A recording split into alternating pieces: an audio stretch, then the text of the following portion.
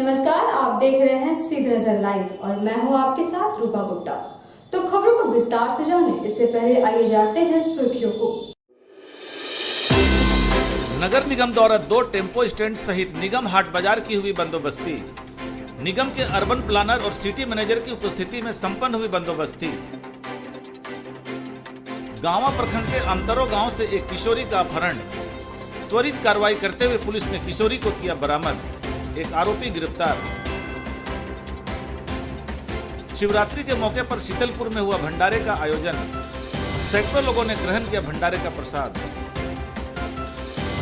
और गांवा प्रखंड के न्यू किशनपुर में ग्रामीणों ने की बैठक, बिना आपूर्ति बिजली बिल देने का जताया विरोध।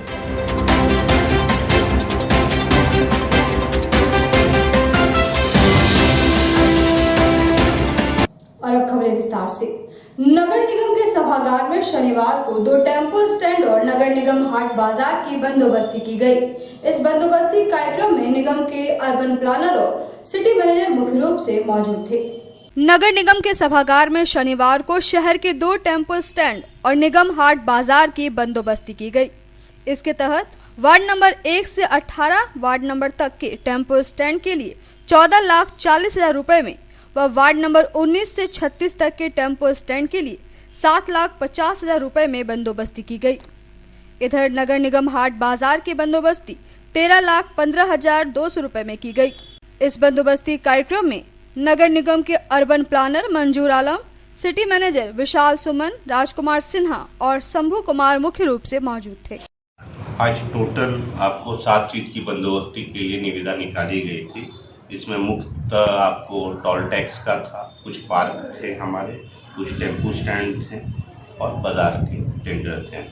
तो 7 में से 3 टेंडर आज फाइनल हो गया, बंदोबस्ती फाइनल हो गया, उसमें टेंडर गिरा है। एक पहला जो आपको बंदोबस्ती हुआ है वो टेम्पो स्टैंड वार्ड नंबर 1 से लेके 18 का हुआ है। इसमें आपको 14,40,000 का पर ये फाइनल हुआ है। सदान अफ्तान करके है बंदोबस्त उन्होंने लिया है। दूसरा टेम्पो स्टैंड आपको है वार्ड नंबर 19 से लेके 36 के लिए है। इसमें आपको बंदोबस्ती फाइनल हुआ है 7,50,000 रुपया में, 50,200 रुपया में। इसको राकेश पांडे नामक व्यक्ति ने इनको दिया है। फिर तीसरा आपको नगर निगम बाजार यूटी बाजार में है, वो टेंडर फाइनल हुआ है, आपको बंदोबस्ती फाइनल हुआ है 13,15,200 में। ये अमीर सोहेल करके व्यक्ति ने इनको दिया है। पचम्मा थाना क्षेत्र के वार्ड नंबर 20 में दहेज को लेकर एक मां बेटी के साथ मारपीट करने का मामला प्रकाश में आया है। घायल मां बेटी का इलाज सदर अस्पताल में चल रहा है। पचम्मा थाना क्षेत्र के वार्ड नंबर 20 में दहेज को लेकर ससुराल वालों द्वारा एक मां बेटी के साथ मारपीट करने का मामला प्रकाश में आया है। बताया गया कि सबीहा अंजुम की शादी के 15 साल गुजर जाने के बाद भी दहेज को लेकर उसके साथ मारपीट की जाती है। सबीहा अंजुम के पति बक्सीडी निवासी मोहम्मद सज्जाद आलम उसे हमेशा प्रताड़ित करते रहता है। 10 मार्च को भी विवाहिता को ससुराल वालों द्वारा जान से मार देने की धमकी दी गई। 12 मार्च को सबीहा के पति और सास ने उस पर जानलेवा हमला किया, साथ ही उसकी बेटी पर भी हमला किया गया। फिलहाल दोनों सदर अस्पताल में इलाजरत है। शादी हुआ था 17 साल पहले आज से, तो सज्जाद आलम से। उसके बाद कुछ दिन तक हम लोग ठीक रहे, लगभग 10-12 साल तक। उसके बाद में इसका दूसरे शादी का मतलब ऐसे हो गया, बोला हम शादी करेंगे। उसके बीच में बहुत बार हमसे दहेज का भी डिमांड किया। तो एक बार हम अपना अब्बू के यहाँ से फ्रिज ला करके दिए, फिर एक बार 30,000 पैसा दिए, बोल 30,000 ले लेंगे, हमको और चाहिए 50,000 60,000 रुपये मांग के ला। इस पर हम अपना अब्बू को बोले। उसके बाद में कुछ दिन के बाद अब्बू मेरा रिटायर कर गए। तो जब तक था तब तक वो देते रहे, रिटायर हो गया तो फिर कहाँ से देगा। उसके बाद में हमको खूब मारपीट करता था और बोलता था बोल लाओ, नहीं तो फिर हम दूसरा शादी करेंगे। और वैसे भी मेरा दूसरा शादी का सपना हो चुका है, अब हम पीछे नहीं हट सकते हैं। तो ये सब बात हुआ। उसके बाद उसको हम बहुत समझाएं। मेरा 5 बच्चा भी है, 13 से 16 साल की एक बेटी भी है, बड़ी वाली। उसके बाद पंचायत में भी बात किया, 84 में भी बात किया, फिर यहाँ थाना में भी बात किया। सबसे मतलब समझौता करके हमको फिर विदाई दे दिया। उसके बाद विदा होने के बाद मेरा साथ कोई किसी भी तरह से कोई भी संबंध नहीं रखा। जिस तरह हम उस घर में एक अजनबी है, वो अपना अलग सोता था, अलग रहता था, हम अपना अलग सोते थे, रहते थे। प्लस हमको खाने पीने में भी बस 3 वक्त की जो रोटी दिया करते थे, उससे ज़्यादा कुछ भी नहीं। मेरा जितना दहेज जेवर था, पैसा था और मेरा कार्ड उड था, जैसे आधार कार्ड है या वोटर अथी क्या जो इलाज कराते हैं वो कार्ड सब छीन लिया था। और हमको बार बार धमकी देता है कि हमको शादी करने की इजाज़त दे, नहीं तो हम मार देंगे। गांव प्रखंड के अमतरो गांव की एक महिला ने गांवा थाना में आवेदन देकर 4 लोगों पर अपनी पुत्री के अपहरण का आरोप लगाया है। इधर पुलिस ने त्वरित कार्रवाई करते हुए एक आरोपी के साथ किशोरी को बरामद कर लिया है। गांवा प्रखंड अंतर्गत अमतरो गांव की एक महिला ने गांवा पुलिस को आवेदन देकर 4 लोगों पर अपनी पुत्री के अपहरण का आरोप लगाया है। आवेदन में कहा गया है कि जब उसकी पुत्री शौच के लिए बाहर गई थी, तभी छोटे रजवार, मिथिलेश रजवार, कोपिंद्र रजवार और प्यारे रजवार ने उसका अपहरण कर लिया। छोटी बेटी ने घर आकर घटना की जानकारी उन्हें दी। कहा गया कि उक्त युवकों ने पूर्व में भी अपहरण करने की धमकी दी थी। इधर पुलिस ने त्वरित कार्रवाई करते हुए आरोपी छोटे रजवार के साथ किशोरी को बरामद कर लिया है। इस संबंध में थाना प्रभारी ध्रुव कुमार ने कहा कि पॉक्सो एक्ट के तहत मामला दर्ज किया गया है। शेष आरोपियों की गिरफ्तारी भी जल्द होगी। मामले की जांच की जा रही है। पहले है मितेश रजवार, तकर बाद है छोटे रजवार, तकर बाद है कोपिंदर रजवार, तकर बाद है पियर गया 4 लड़का हमारे 10 बजे रात हमारे दुआरी पर जाके बुध के दिन 10 बजे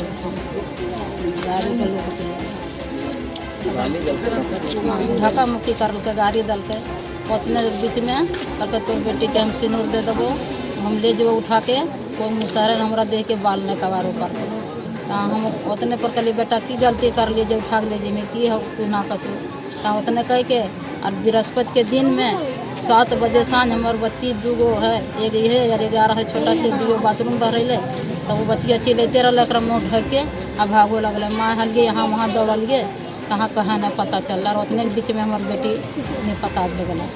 अमतरो पंचायत की महिला के द्वारा एक आवेदन दिया गया था थाने में, जिसमें उन्होंने अपनी बेटी के अपनी नाबालिग बेटी के अपहरण के बारे में बताया था।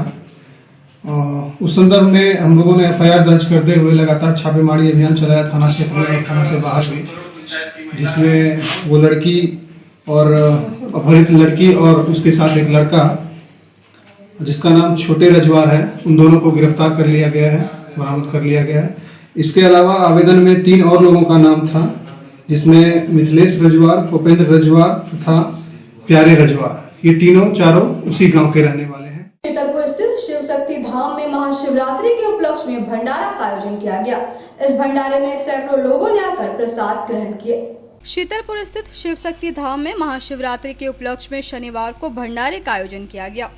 भंडारे में बतौर मुख्य अतिथि भाजपा नेता सुनील पासवान और विनय सिंह उपस्थित हुए। भंडारे में शीतलपुर, पांडेडी सहित आसपास के गांव के सैकड़ों ग्रामीण उपस्थित हुए और भंडारे का प्रसाद ग्रहण किया।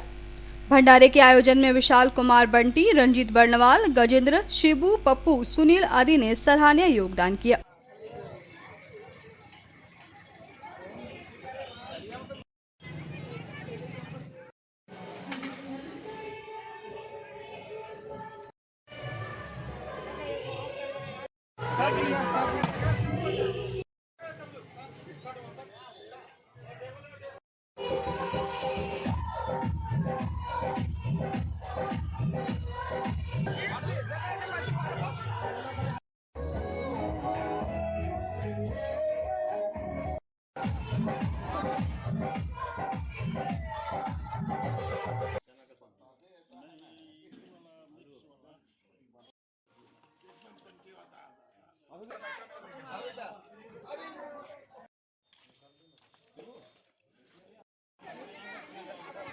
जगदलपुर शिवशक्ति धाम की ओर से शिवरात्रि महापर्व के उपरांत आज भंडारे का आयोजन किया गया, जिसमें कि हमारे यहाँ आसपास के वार्ड नंबर 13, वार्ड नंबर 12 के लोगों ने आके महाप्रसाद ग्रहण किए और साथ ही साथ हमारे शहर से भी लोग आकर के इस महाप्रसाद का आनंद लिए।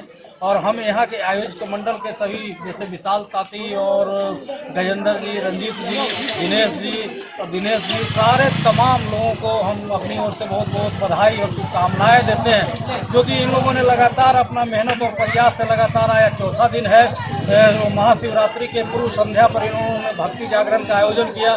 भक्ति जागरण के आयोजन के बाद इन लोगों ने सारे लोगों ने मिल करके बृहद शिव बारात निकाली और शिव बारात निकलने के बाद महाशिवरात्रि मनाया गया, त्यौहार मनाया गया।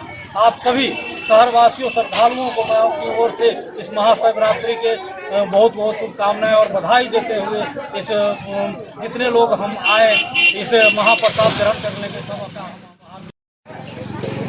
गिरिडीह क्षेत्र अंतर्गत वार्ड नंबर 12 और 13 के बीच में अवस्थित यह श्री शिव शक्ति धाम मंदिर में प्रत्येक साल महाशिवरात्रि के शुभ अवसर पर बहुत ही धूमधाम और हर्षोल्लास के साथ श्री शिव शक्ति धाम कमेटी के द्वारा ये शिव पूजन किया जाता है। इस क्रम में महाशिवरात्रि के दिन जो है पूजन कार्यक्रम होता है, फिर जो है शाम में बहुत विशाल जुलूस यहाँ की सारी जनता, अगल बगल के भी लोग, जंगलपुर और पाड़ेडी वगैरह के भी लोग सम्मिलित होते हैं। साथ ही जो है रात्रि में यहाँ जागरण का, भक्ति जागरण का भी कार्यक्रम होता है और हर साल जो है ये प्रसाद जो है का खिचड़ी का कार्यक्रम होता है। बड़ी ही उत्साह देखते हैं और सबसे विचित्र बात यहाँ देखते हैं कि कुछ यहाँ मुस्लिम भाई भी रहते हैं। एक वर्ष के बाद 30 वर्ष की महाशिवरात्रि के अवसर पर आज समापन का हुआ है, इसमें भंडारे का आयोजन किया गया है। इसमें तमाम जगदलपुर के वासी, अगल बगल गांव के, पांडेडी, मैगजीनिया, जगदलपुर सारे जगह से लोग आए और प्रसाद ग्रहण किए और सब बहुत ही हर्षोल्लास के साथ आज मनाया जा रहा है। इसका समापन है। गांव प्रखंड के न्यू किशनपुर में ग्रामीणों की एक बैठक आयोजित हुई। इस बैठक में ग्रामीणों ने बिना बिजली आपूर्ति किए विभाग द्वारा ग्रामीणों को बिजली बिल थमा देने का विरोध किया। गांव प्रखंड के न्यू किशनपुर में शनिवार को ग्रामीणों की एक बैठक हुई। इस बैठक में बिजली विभाग द्वारा बिना बिजली आपूर्ति किए बिजली बिल थमा देने का जोरदार विरोध किया गया। इस बाबत ग्रामीणों ने बताया कि 2016 में यहां ट्रांसफार्मर जल जाने के बाद 2020 तक बिजली आपूर्ति बाधित रही। 2020 में पूर्व विधायक राजकुमार यादव के प्रयास से गांव में नया ट्रांसफार्मर लगाया गया। इस दौरान बिजली विभाग का कोई भी अधिकारी गांव नहीं पहुंचा। अब विभाग द्वारा ग्रामीणों को 25 से 30 हजार का बिल थमा दिया जा रहा है। ग्रामीणों ने कहा कि वे इस बिजली बिल को माफ करने के लिए विद्युत विभाग को आवेदन देंगे। इसके बावजूद यदि बिल को माफ नहीं किया गया तो वे सभी आंदोलन करने के लिए बाध्य होंगे।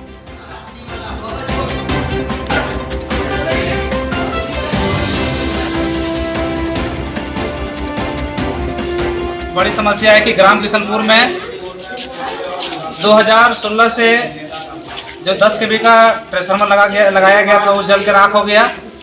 उसके विरुद्ध में हम लोग 2017 में आवेदन दिए थे विधायक जी को, राजकुमार यादव को, और कई विभाग को जो हम लोग सौंपे थे ज्ञापन, उसका हमारे पास रिसीविंग कॉपी भी है।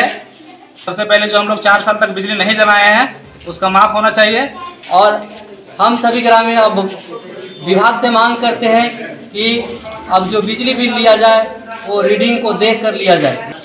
गाँव प्रखंड अंतर्गत गद्दर पंचायत, ग्राम किशनपुर एवं सरलाही टाट डुमरिया में एक बैठक बिजली समस्या को लेकर बैठा गया, जिसमें हमारे गांव में पूर्व जब बिजली का शुरू आरंभ किया गया तभी से लाइन का परिस्थिति बहुत खराब थी, रास्ता में था। लाइन की वजह से 1 घंटा कभी हफ्ता दिन गुल हो जाने के पश्चात में महीने बिल नहीं आ सका। नहीं आने के कारण में बिल का समस्या अभी अभी तक का जो बिल है तो एक कंज्यूमर के पास किसी का 30,000, किसी का 25,000, किसी का 35,000 बिलिंग हो गया है और ये बिलिंग होने के लिए नहीं भर पाया, समय से बिल नहीं दिया, इसलिए बिल भी नहीं भरा पाया। अभी एक बार बिल आया जो कि एक समस्या बन गया 5 साल से। उसके बीच में कभी, और अभी लास्ट में जो 30,000। अच्छा। नगर निगम की टीम ने शुक्रवार शाम को कचहरी चौक स्थित एक जमीन पर अवैध रूप से बोरिंग करने पर कार्रवाई करते हुए बोरिंग गाड़ी को जब्त कर लिया। बताया गया कि यहां मानक का उल्लंघन कर 4 बोरिंग कराया जा रहा था। नगर निगम की टीम ने शुक्रवार शाम को कचहरी चौक स्थित एक खाली जमीन पर अवैध रूप से बोरिंग कराए जाने पर कार्रवाई करते हुए बोरिंग गाड़ी को जब्त कर लिया।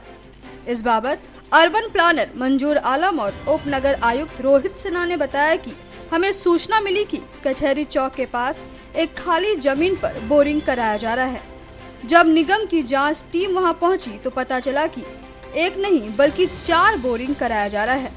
यह बोरिंग सभी मानकों में गलत पाया गया।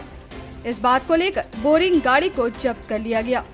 जांच के बाद उचित कार्रवाई की बात कही गई। रात में हमको लगता है 10 बजे के आसपास हमको सूचना प्राप्त हुई कि कुछ बोरिंग का काम चल रहा है, बिना अनुमति का चल रहा है। प्राप्त सूचना के आधार पर हम लोग ने अपने कर्मी को भेजा वहां जांच करने के लिए। जांच के क्रम में उनके द्वारा पर्याप्त कागज नहीं प्रस्तुत कर पाया गया, क्योंकि रात अधिक थी, इसी के लिए वो परमिशन का पेपर प्रॉपर्ली नहीं प्रोड्यूस कर पाए, इसलिए तो गाड़ी को जब्त करके निगम में लगा दिया गया है। क्योंकि अधिक रात हो गई थी तो हमें लगाने में असुविधा थी। अभी जैसा प्राप्त हो रहा है हमारे टाउन प्लानर है, उनके द्वारा बताया गया है कि वहाँ 4 जगह बोरिंग किया जा रहा था और संभवतः चारों का उनके पास परमिशन है। अब हम लोग देख रहे हैं इनका कि ये रजिस्ट्रेशन यहाँ पर है कि नहीं इनका है। अगर रजिस्ट्रेशन नहीं अगर इनका होगा तो 25,000 रुपया इनको अलग से हम लेंगे और कागजों को अभी जांच किया जाएगा। अभी तक वो अपना पेपर को प्रोड्यूस, गाड़ी के संबंधित पेपर को प्रोड्यूस नहीं कर पाया। कल इवनिंग में प्राप्त सूचना के अनुसार हमारे निगम कार्यालय से कुछ आगे कोई मनीषा स्वर्णकार और मनोज कुमार बर्नवाल हैं, जिन्होंने अपने ज़मीन पर सामान्य बोरिंग का मशीन लगाया था। जांचों पर पाया गया कि इनके द्वारा हमारे यहाँ से परमिशन लिया गया है नॉर्मल बोरिंग कराने के लिए, परंतु वो प्लॉट एक ही है और एक ही जगह पे 3-4 लोग अलग अलग नाम से आवेदन देकर के परमिशन लिए हैं और एक ही जगह पे 4 सामान्य बोरिंग कराए जाने की सूचना प्राप्त हुई। ऐसी स्थिति में हम उसका तकनीकी पक्ष जानने की कोशिश कर रहे हैं अपने तकनीकी पदाधिकारियों के माध्यम से।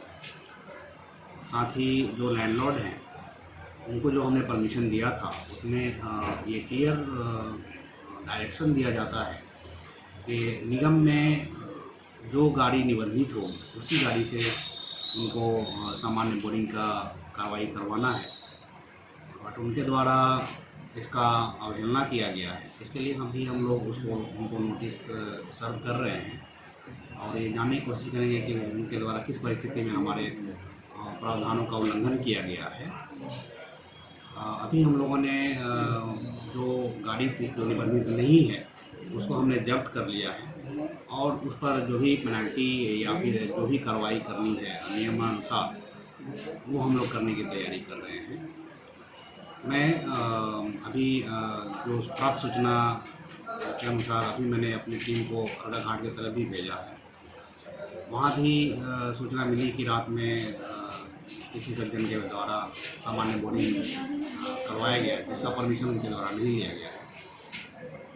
मैं आम जनता से अपील करूंगा कि जो भी काम करें वो निगम को सूचित करके करें और वो किसी भी नियम को या फिर जो भी प्रावधान है सरकार के द्वारा उसकी अवहेलना नहीं करें। गांव प्रखंड कार्यालय में शुक्रवार को राजधनवार विधायक बाबूलाल मरांडी ने फीता काटकर व नारियल फोड़कर विधायक कार्यालय का उद्घाटन किया। इस मौके पर श्री मरांडी ने कहा कि यहां विधायक कार्यालय खुल जाने से जनता को काफी सहूलियत होगी। गांवा प्रखंड कार्यालय में शुक्रवार को राजधनवार के विधायक बाबूलाल मरांडी ने फीता काटकर व नारियल फोड़कर यहां विधायक कार्यालय का उद्घाटन किया। इस मौके पर उन्होंने कहा कि यहां विधायक कार्यालय के खुल जाने से लोगों को काफी सहूलियत होगी। यहां जनता की समस्याओं को ऑन द स्पॉट निराकरण करने का प्रयास किया जाएगा।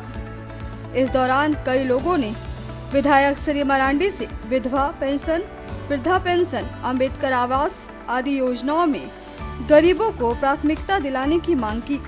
कार्यक्रम में वीडियो मधु कुमारी, सांसद प्रतिनिधि श्री राम यादव, बबलू साहा, अंकज सिंह, आनंदी यादव, पवन सिंह, बनारस सिंह आदि मुख्य रूप से मौजूद थे।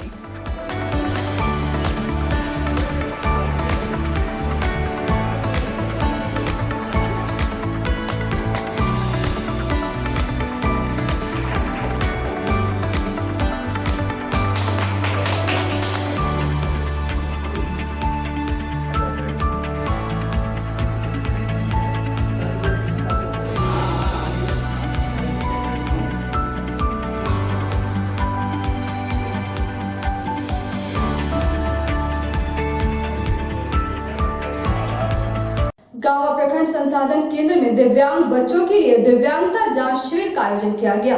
इस शिविर में प्रखंड के विभिन्न गांवों से आए दिव्यांग बच्चों की जांच की गई। गांवा प्रखंड संसाधन केंद्र में शनिवार को दिव्यांग बच्चों के लिए दिव्यांगता जांच शिविर का आयोजन किया गया।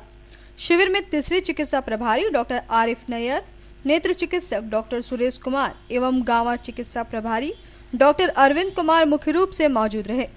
यहाँ प्रखंड के विभिन्न गांवों से आए दिव्यांग बच्चों की जांच की गई। मौके पर प्रखंड संसाधन सेवी गंगाधर पांडे ने बताया कि प्रखंड में कई ऐसे दिव्यांग बच्चे हैं जिनको दिव्यांगता का प्रमाण पत्र नहीं मिला है। ऐसे बच्चों का चयन के लिए ही इस शिविर का आयोजन किया गया है।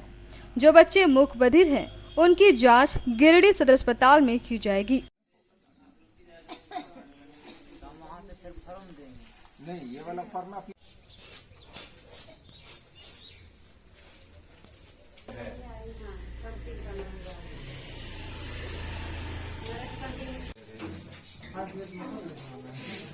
कितना इसे आनंद बोल रहा है। हम जो पूछ रहे थे इधर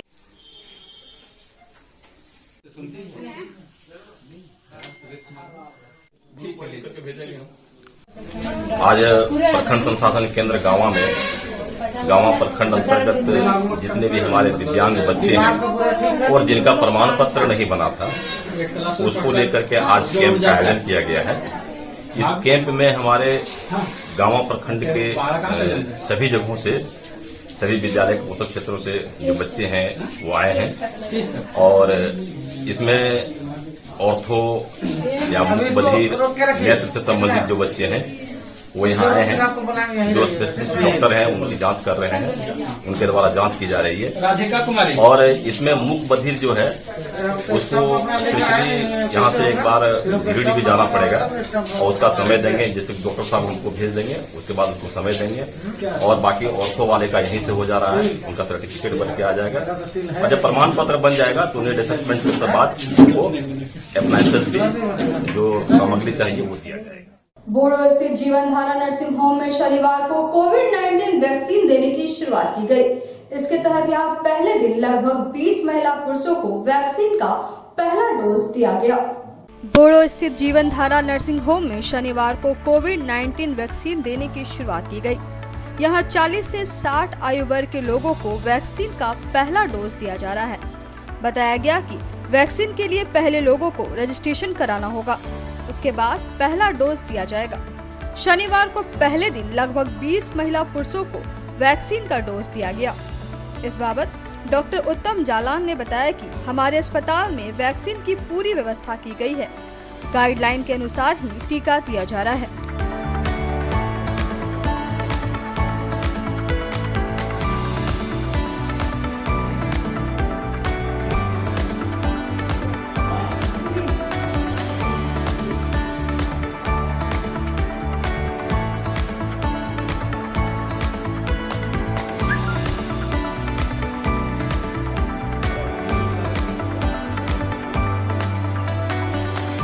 बोड़ो गिरिडीह में आज से कोविड-19 के वैक्सीनेशन का सेशन शुरू किया जा रहा है।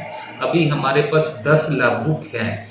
इसमें से जो 60 वर्ष से ज़्यादा के हैं उनको सबको लगनी है, और जो 45 से 60 के बीच के लोग हैं उनको अगर किसी तरह की बीमारी जैसे कि शुगर, हाइपरटेंशन, डायबिटीज़, इसके अलावा अगर हार्ट की डिजीज़ है, किडनी फेल हो रखी है या कैंसर है, उन सबको यहाँ पर वैक्सीन।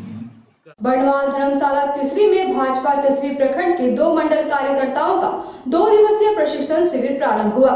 शिविर में बतौर मुख्य अतिथि धनवार विधायक सह पूर्व मुख्यमंत्री बाबूलाल मरांडी ने कार्यकर्ताओं को कई टिप्स दिए। तीसरे स्थित बर्णवाल धर्मशाला में शनिवार को भाजपा तीसरी प्रखंड के 2 मंडल कार्यकर्ताओं का 2 दिवसीय प्रशिक्षण शिविर शुरू हुआ। इस शिविर में बतौर मुख्य अतिथि धनवार विधायक सह पूर्व मुख्यमंत्री बाबूलाल मरांडी शरीक हुए। कार्यक्रम की शुरुआत पंडित दीनदयाल उपाध्याय, श्यामा प्रसाद मुखर्जी और अटल बिहारी वाजपेयी के चित्र पर पुष्प अर्पित कर की गई। शिविर को संबोधित करते हुए श्री मरांडी ने कहा कि कार्यकर्ता पार्टी की रीढ़ है। सभी कार्यकर्ता तन मन लगाकर ईमानदारी से कार्य करें। भाजपा नेता लक्ष्मण सिंह ने कहा कि भाजपा के कार्यकर्ताओं को भाजपा का इतिहास जानने की जरूरत है। साथ ही प्रधानमंत्री नरेंद्र मोदी के कार्यकाल में कितना विकास हुआ है, इसे भी जानने की आवश्यकता है। भाजपा जिला अध्यक्ष महादेव दुबे ने संगठन को मजबूत करने पर जोर दिया। शिविर को भाजपा नेता कामेश्वर पासवान, अशोक उपाध्याय, मनोज यादव और प्रदीप शर्मा ने भी संबोधित किया। कार्यक्रम का संचालन रविंद्र पंडित ने किया। कार्यक्रम में लक्ष्मण स्वर्णकार, सुनील पासवान, सुनील शर्मा, रामचंद्र ठाकुर, मोहन लाल, लालो यादव सहित सैकड़ों कार्यकर्ता मौजूद थे। जनसंघ काल से लेकर अभी तक जब जनसंघ बना तो ये पीढ़ी हुई थी। बाकी आज अधिकांश पार्टी है, एक आध पार्टी को छोड़ दिया जाए, उनके तो अस्तित्व बिल्कुल सीमित है, थोड़ी सी जगहों पर है। और नहीं तो अधिकांश जो राजनीतिक पार्टी जो लोग सत्ता में भी काबिज है, तो वो सब आप देखेंगे परिवार की पार्टी है। वो पार्टी कोई कार्यकर्ता आधारित पार्टी नहीं है। उस पार्टी में आप देखेंगे कि अगर अपने अध्यक्ष है तो उनकी पत्नी महासचिव होंगे या उपाध्यक्ष होंगे, उनके बेटा आपको युवा मोर्चा में दिखाई पड़ेंगे। यानी ऐसे ही उसका पूरा कुर्बा आपको दिखाई पड़ता है। निर्माण कर सकता है।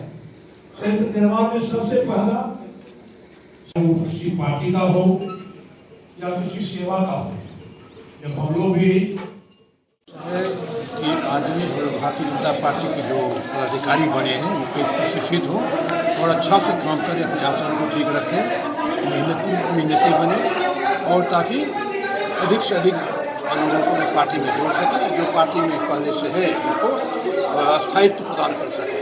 इसके लिए जरूरी है जो पदाधिकारी बनाए गए हैं वो जनता के दुख सुख में शामिल हो। यदि किसी को दुख होता है, जो विपत्ति है, तो तुरंत वहाँ पर जाएँ ताकि विश्वास बढ़े।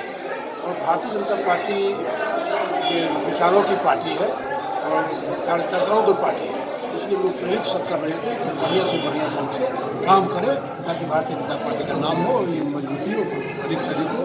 जिससे भी हम लोग 303 MP है सिर्फ बीजेपी के भारत वर्ष में, अधिक प्रयास हम लोग ये रहेगा कि भारतीय जनता पार्टी केंद्रीय नेतृत्व ने पूरे देश में भारतीय जनता पार्टी के कार्यकर्ताओं को प्रशिक्षित करने के लिए 2 दिवसीय कार्यक्रम का आयोजन किया गया है। इसलिए कि भारतीय जनता पार्टी की विचारधारा क्या है, उनकी निष्ठाएं क्या है, कार्यकर्ता अगर नहीं जानेंगे तो पब्लिक को बीच जा कर के क्या बताएंगे। इसलिए भारतीय जनता पार्टी के आला अधिकारियों ने यह निर्णय लिया कि पूरे देश में भाजपा के कार्यकर्ताओं को प्रशिक्षित किया जाए। यहाँ रुकेंगे एक छोटे से ब्रेक के लिए। ब्रेक के बाद भी खबरों का यह सिलसिला यूं ही आगे बढ़ता रहेगा। आप बने रहिए सीधी नजर लाइव के साथ। आपके महल के साज सज्जा में लगाए 4 चांद। शहर के अलकापुरी में स्थित है आपका अपना फर्नीचर महल। जी हाँ, हमारे यहाँ ब्रांड में Elder, Bliss, Dice office system, Century mattress, Kurlon mattress, Pushpa steel अलमारी उपलब्ध है। इसके साथ ही कुशल कारीगरों द्वारा फुल सागवान का सोफा, डाइनिंग सेट, बेड, दीवान इत्यादि भी उपलब्ध है। वहीं आपके घर के इंटीरियर डिजाइन के लिए बंगाल एवं अन्य जगहों के बड़े कारीगर भी मौजूद हैं, जो कि bedroom, dining hall, modular kitchen, modular office, fall ceiling, wallpaper, POP का काम करेंगे शानदार। तो अपने महल को सजाने के लिए आज ही पहुँचे फर्नीचर महल, अलकापुरी चौक, गिरिडीह।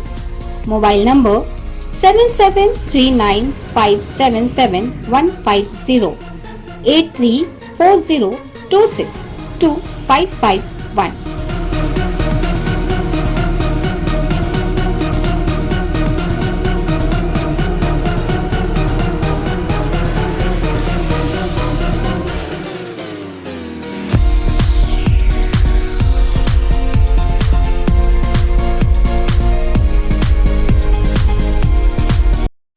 ब्रेक के बाद एक बार फिर से आप सभी का सीधी नजर लाइव में स्वागत है। खबरों में आगे बढ़ते हैं और जानते हैं क्या है अगली खबर। गुप्ता डिफेंस एकेडमी डुमरी में शनिवार को एक सम्मान समारोह का आयोजन किया गया। इस समारोह में ASCGD प्रतियोगिता में चयनित 12 प्रतिभागियों को सम्मानित किया गया। डुमरी स्थित गुप्ता डिफेंस एकेडमी के सभागार में शनिवार को एक सम्मान समारोह आयोजित कर ASCGD प्रतियोगिता में चयनित हुए 12 प्रतिभागियों को सम्मानित किया गया। मौके पर संस्था के संचालक अजय कुमार ने कहा कि सफलता का कोई शॉर्टकट रास्ता नहीं होता, बल्कि कड़ी मेहनत से इसे प्राप्त किया जाता है। प्रशिक्षु ASI सौरभ कुमार ने कहा कि सफल होने के लिए सबसे पहले मन से नकारात्मक बातों को निकाल देना चाहिए। मौके पर ASCGD प्रतियोगिता में सफल हुए सभी 12 लोगों को बुके, डायरी और मेडल देकर सम्मानित किया गया। सम्मान समारोह में प्रदीप मंडल, धनंजय प्रसाद, रामेश्वर महतो, बिट्टू भगत आदि मुख्य रूप से उपस्थित थे। आज गुप्ता डिफेंस एकेडमी द्वारा ASCGD में अंतिम रूप से चयनित अभ्यर्थियों के लिए एक सम्मानित समारोह का आयोजन किया गया, जिसमें से मुख्य रूप से निमिया घाट, डुमरी थाना SI, Saroj sir, Saurabh sir एवं बड़े भाई स्वरूप सामाजिक कार्यकर्ता धनंजय प्रसाद, प्रदीप भैया, रामेश्वर जी एवं अन्य लोगों ने उपस्थित होकर इस कार्यक्रम को सफल बनाए एवं चयनित अभ्यर्थियों को मनोबल बढ़ाए। आसू प्रभारी यशोदा देवी ने शनिवार को डुमरी प्रखंड के नागाबाद गांव पहुंचकर यहां एक व्यक्ति के घर जल जाने की जानकारी ली। मौके पर उन्होंने BDO से और CO से बात कर पीड़ित परिवार को उचित मुआवजा दिलाने का आश्वासन दिया। आसू प्रभारी यशोदा देवी ने शनिवार को डुमरी प्रखंड के नागाबाद गांव पहुंचकर यहां कोकिल राय के घर जल जाने की पूरी जानकारी ली। बताया गया कि घर में आग लग जाने से घर में रखे धान, चावल, पुआल, एक बकरा सहित 20,000 रुपए नकद जलकर राख हो गए। डुमरी प्रधान यशोदा देवी ने डुमरी BDO और CO को फोन से इस घटना की जानकारी दी, साथ ही पीड़ित परिवार को उचित मुआवजा दिलाने की मांग की है। इस मौके पर सांसद प्रतिनिधि कैलाश दास, लालजी दास, अजीत पाठक, कृष्णा पाठक, रेसो दास, पोविंद्र सिंह, ब्रह्मदेव सिंह, पिंटू दास, लाल राय, अशोक दास, दामोदर राय, मिथुन राय आदि मुख्य रूप से मौजूद थे।